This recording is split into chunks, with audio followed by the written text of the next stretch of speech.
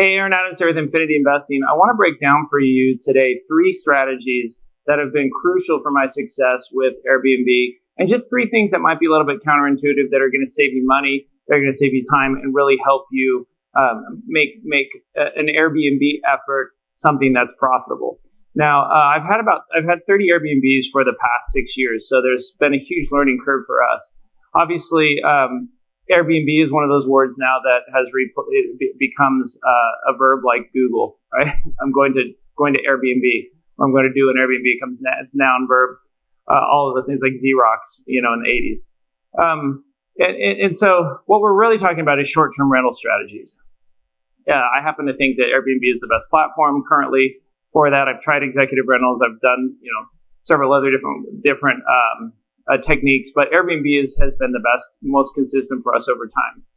A lot of you live in a market where the cost of homes have appreciated so much that it's made it very expensive, if not impossible, to make an Airbnb work.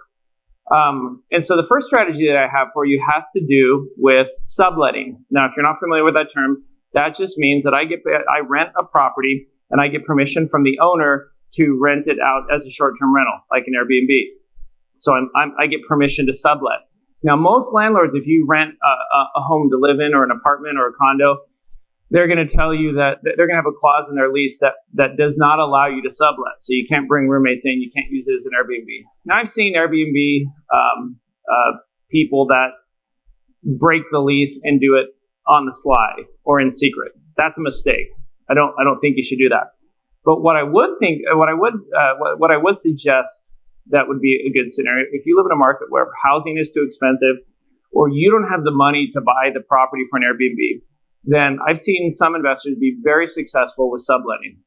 So imagine there's a property, let's say you live in the Bay Area, and you find a home to rent for $4,000 a month. Imagine going to that landlord, qualifying, and then saying to them, hey, I would like to give you $4,500 a month.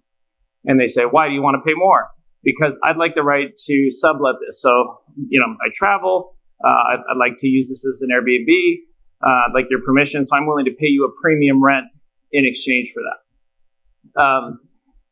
Some landlords are going to be apprehensive, but I've had people approach me about that. And with a rent premium, I've been cool with that. And so subletting allows you to, let's say you think you want to do an Airbnb, but you don't want to go all in and completely buy the property. A subletting agreement could be a great way to test your market. Maybe you're not sure about how much you can make from that Airbnb. Subletting is a great way to get into Airbnb. Or if you live in a really high price market like Chicago, New York, San Francisco, where the math doesn't pencil buying a property, then subletting can be a great way for you to get in the space. Maybe you're renting right now and you just want to get into real estate investing. Why not go talk to your landlord, see if you can get permission to put it on Airbnb. Maybe you split profits with them. Thinking outside the box is how you move forward to your very next step. And so that's a strategy that I've seen that's worked for a lot of investors, and it could be the way for you to jumpstart into making extra money into real estate investing, where before you thought, I can't buy the property, I don't have good credit, I don't have all the money for that. Okay.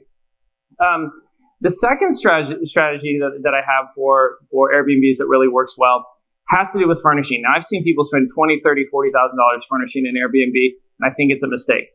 In your head, if it's a 3-4 bedroom property, I want you to think in terms of $10,000. Now, there's some things that you are going to buy that are brand new, and some things that you're going to want to just buy thrift store quality or used. There's 3 things that I think have to be new in a home.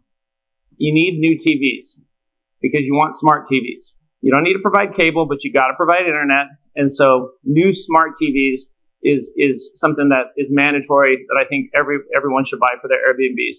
You can get them at Walmart, not the most expensive, but it's got to have that ability for your tenant to bring up their Netflix account, bring up their Amazon, bring up their Apple TV, and be able to watch their shows when they're staying at your property. Okay. So new smart TVs is a must for new mattresses. I've bought a used mattress in the past. You do not want bed bugs.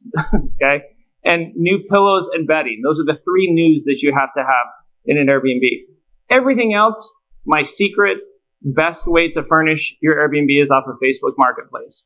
If you haven't been on Facebook Marketplace, go to Facebook, click on the top. There's a little marketplace icon, and it's a thrift market. Okay, it's a yard sale, and there are free things that you can just go and pick up: coffee tables, couches. It's the single best way that I found to furnish. I have a client that has furnished an Airbnb for under $5,000 using this strategy. It was a 4-bedroom, 2-bathroom, 2,500 square foot home. So think about the 3 things you have to get that are new: smart TVs, mattresses, bedding, and pillows. Don't skimp on the bedding and pillows. I'm always pleasantly surprised when someone comments about how great the bed was, how great the pillows were, and it was on like a $10 bed frame. Okay. The third thing that I would encourage you to do with Airbnb is to put a good security system with a smartphone app. You want cameras outside the property. Be very careful about cameras inside the property because you have to disclose that. But definitely exterior cameras, front and back. That'll allow you to see if they're having parties in your house. Motion sensors in the home, so you can see, at least when they get to the property. And then get a security system that has the ability for you to lock and unlock the doors. Your tenants will lock themselves out. The ability to give them a door code, to change that code, is going to be something that you're going to really like. And you'll get a notification of when they get to your property and when they check in, which is huge because that allows you as a landlord to reach out to them, ask them if everything's okay, ask them if they're missing anything. And so all 3 of those strategies, I try to pick things that were kind of unique but valuable, and things that we've learned that we didn't understand and intuitively know when we got into Airbnbs. I think Airbnbs are a fantastic way to get into real estate investing. If you have a full-time job, an Airbnb is something that you can manage mostly from your phone, nights and weekends, and allows you to easily create a stream of income on the side, several $1,000s.